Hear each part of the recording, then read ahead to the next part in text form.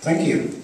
So thank you, Robert, on behalf of myself, Abby, Fran, there you go, Jamie, for your kind words. And given that I had written this before I heard him speak, I am actually quite glad that his words were in fact kind. I was getting relatively worried yesterday, so things have turned out right. Certainly when I'm nervous, my wife suggests I take it slow and loud, but that's enough about us. I'm delighted and honoured that Robert asked me to be his best man. It's difficult to believe that we have in fact been friends for 35 years, and we have seen each other through thick and thin. Although to be fair, these days it really is more the thick than the thin, I think. Although it goes well with the kilts, don't you think? I think it's good. It's good. So it does seem the role of the best man is really three things: tell some humorous anecdotes about the groom, offer some wise insights into married life, and to keep it short. And you'll be relieved to hear that I can only promise to deliver on the last of those three objectives. Robert, as you all know, and Kirsty, perhaps better than most, is a very friendly chap. And my first memory of him is after moving to East Kilbride from South Africa when I was about 4 years old. And we arrived late one night in 12 Glenfarg, and bright and early the next morning, young Robert there, from number 2, knocked on the door, asked my mum, "Is the new boy coming out to play?" Aww. And actually I don't think we've ever looked back since. Although there are some occasions in which I had looked back. As we grew up, we developed a very unhealthy fascination with air rifles and air pistols. It was certainly unhealthy for me, at least on one day, as I think the temptation overcame Robert. He did take in delivery of a new air pistol. Remember this one? I was very keen to try it out, and it did seem that my backside was a suitable target. Thankfully, there was no great injury done. Rats. We spent many of our formative years down the Glen. Some of you may know that place. Whether it was skimming stones at Sandy Bay, which we went back there the other day, it's really actually not very sandy. It's kind of a gritty bay. Or in fact fishing in the river that runs just along here. We used to walk all the way up this river, and we used to go fishing in the field across the way there. But overall our favourite pastime seemed to be climbing through storm drains that ran under the road. So Kirsty, if he goes missing, you know that you need to search the sewers first. Another memory is we always spent many hours as teenagers in the old East Kilbride cinema, where his dad was the manager. It was a good old-fashioned place, where you still had double bills. Ticket stubs were collected by needles on string, and usherette sold ice cream during the interval.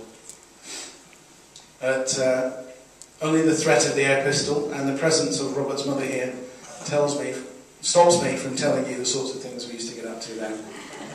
Well, I do have some pictorial evidence if you are interested later.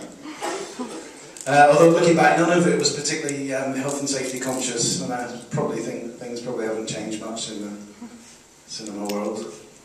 And on the day the cinema closed for the last time, Robert cut out a piece of the screen to keep it.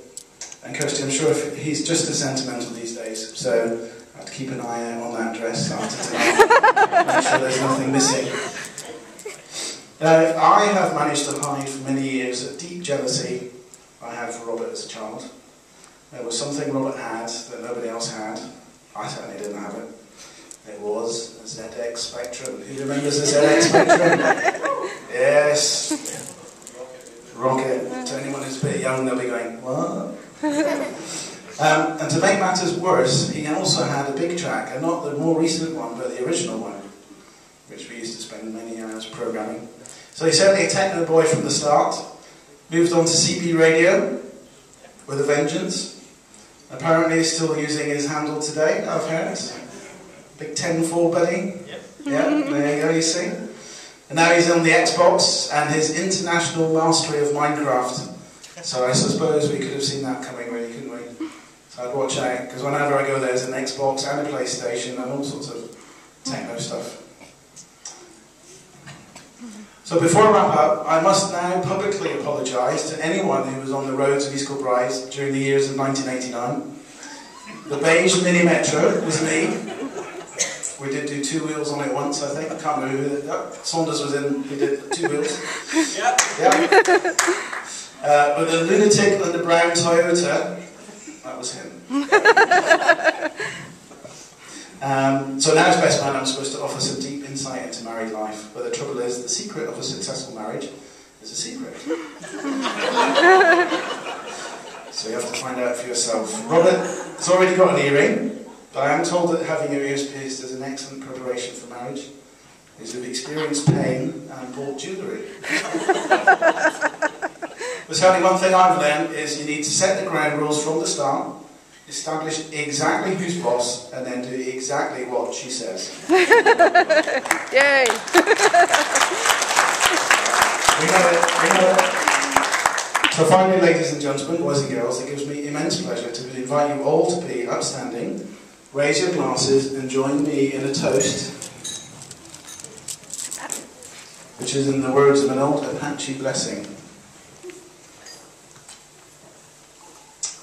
Now you will feel no rain, for each of you will be shelter for the other.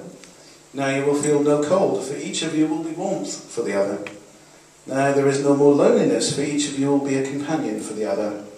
Now you are 2 persons, but there is only one life before you. Go now to your dwelling place to begin the days of your life together. May your days together be good and long upon the earth, and may God bless you. Ladies and gentlemen, bride and groom. Bride and groom.